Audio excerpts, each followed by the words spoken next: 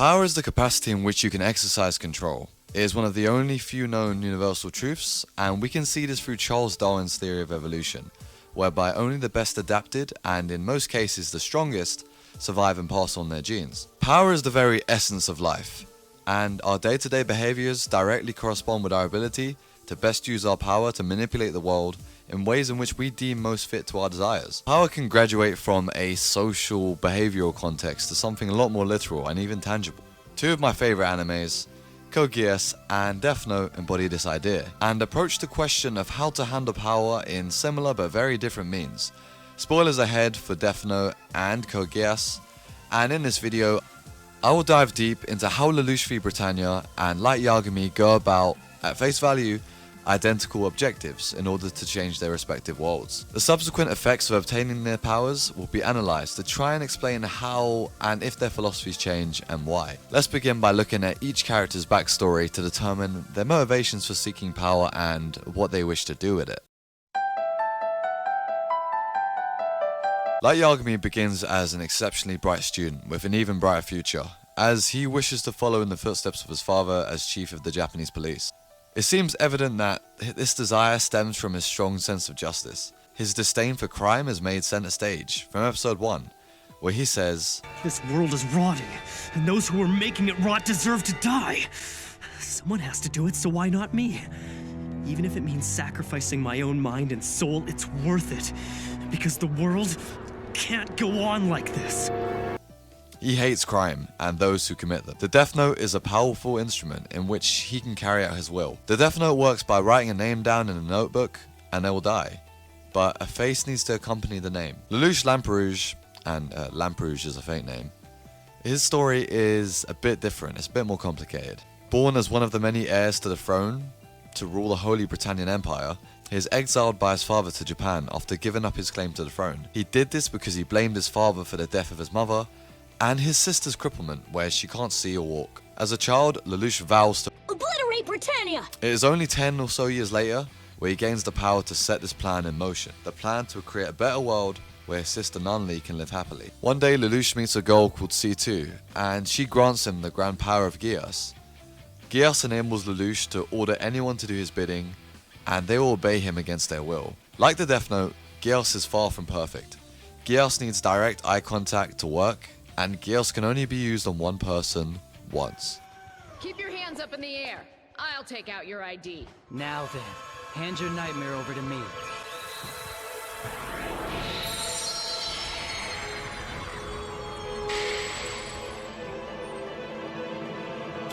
Understood. The code number is XG21G2D4. Got it.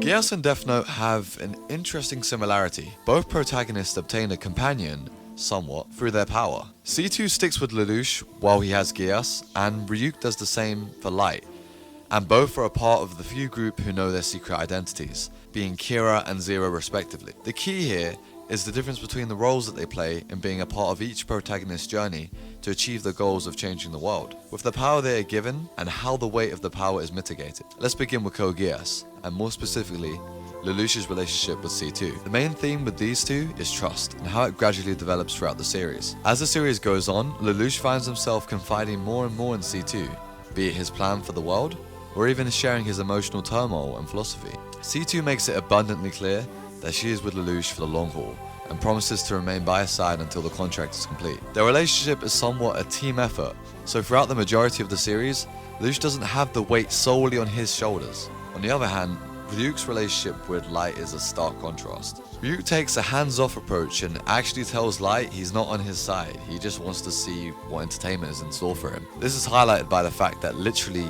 anytime whatsoever, Ryuk can tell Light L's real name and he can just kill him. Basically, his biggest adversary will be gone.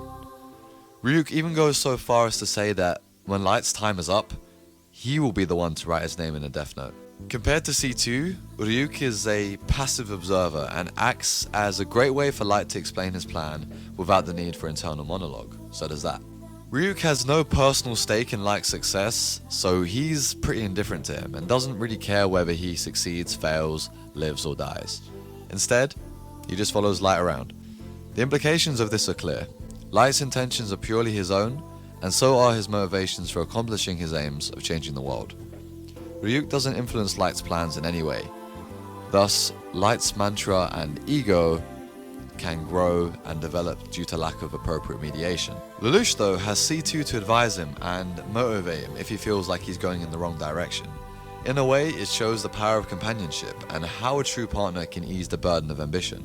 The ambition of changing the world with immense power that can corrupt any man that loses himself in the process. I know that Light has Misa Imane, another Death Note user who is infatuated by Light, but she acts more as a tool for Light than a true companion. Light doesn't really see her as an equal. Misa knows as much as Light really needs her to know, and his plans, and he claims to not hesitate to kill her if she messes up or does anything out of line.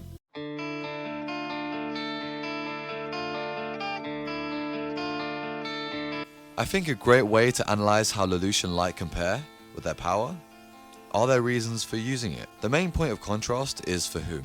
Light's motivations are selfish, using justice as a guise to cloak his egotistical killing spree. Light is bored. Light knows he's a genius and he can contribute to society. In his eyes, those who do not contribute or commit crime are judged as not worthy of life. He wants to destroy the current world and create a new one ruled by fear of Kira, where only honest and hardworking people can enjoy.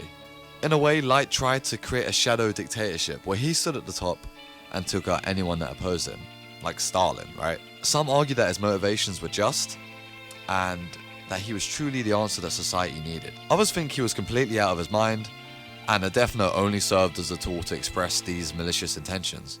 I believe that Light began with pure intentions, as on paper his plan made sense, right? Kill the bad people, leave the good people.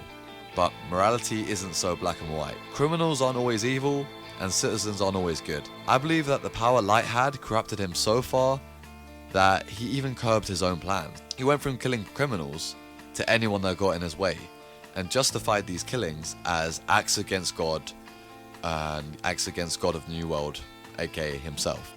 The God complex was ultimately a combination of his already pre-existing ego, because as we said, he was a genius, right? And the power of the Death Note. Now, Lelouch's reason for living and his desires come entirely from a different place. His core motivations, in the beginning anyway, are to change the world so that Nunley can live happily without fear of the Iron Fist of Britannia. He also seeks revenge for his mother's death, or murder at the apparent hands of his father, Charles de Britannia, the Emperor of Britannia. As the series continues though, Lelouch's motivations also change, but they evolve.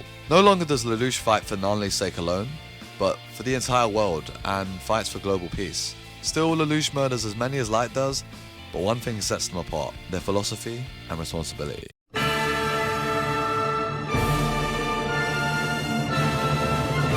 These philosophies form the fundamental ideals of each character. Let's see what we can learn by dissecting them. The only ones who should kill are those who are prepared to be killed. This world is rotting, and those who are making it rot deserve to die. Lelouch frames his ideas in a more biblical manner. Do unto others as you would do yourself. Kill others only if you're ready to be killed yourself. If you enter the game, there's no way out. Throughout the series, this ideal remains a constant, shaping a wide array of his actions, especially his very last. Despite what Lelouch outrightly claims, his humanity still lies dormant beneath the mask of monstrosity. He understands the dangers of his power, and knows that he's going down a path of blood.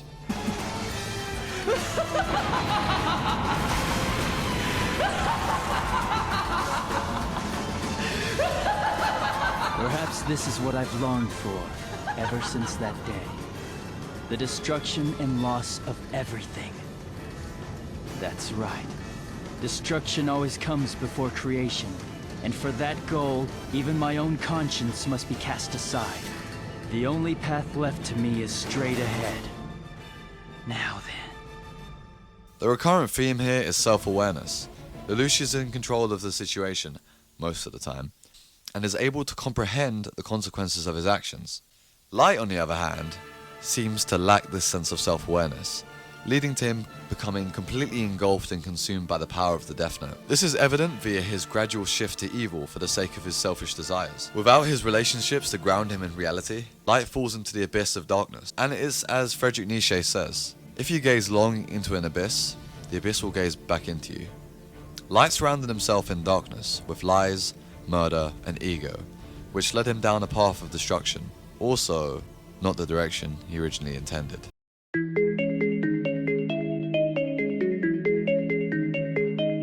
Any good story with great protagonists needs an equally good antagonist, or foil, to keep the stories they tell tense and gripping. Both Code Geass's Lelouch and Death Note's Light have one but the other end of the spectrum. Lelouch has Suzaku, his childhood friend, who also wishes to rid the world of Britannia's control, but wants to do so in a different way to Lelouch. Suzaku joins the military and becomes an honorary Britannian to rise up the ranks and eventually change the system from the inside to reduce the bloodshed to a minimum. The conflict boils down to social change versus revolution. We learn that Lelouch sees his power as a catalyst to achieving this revolution, since he has the power to do so. However, later in the series, Suzaku gains more perspective and joins Lelouch later, and knowing full well what the end result will be. Light's rival / foil is L, genius detective who strives to bring Kira / Light to justice. Like Suzaku, L does not know Light's true identity, so contrary to the giant mech battles, the fights are scaled down to intense intellectual exchanges. Both rivals shape the protagonist by giving him an adversary, except L doesn't affect Light's philosophy like Suzaku does.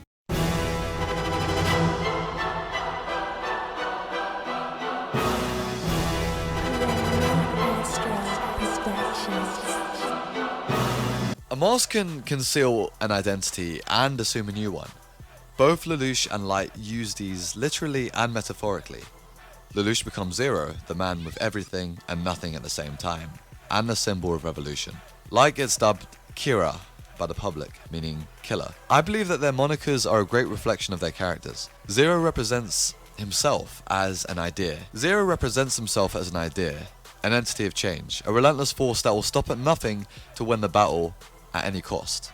Whereas Kira is a tyrannical force, which lays the rules down for the public to follow, only changing to accommodate Light's agendas, making Kira appear as a false idol and anything but a god. This accurately portrays Light, suggesting that Kira can't be associated with an idea like Zero can because of how unpredictable his killing behavior can be.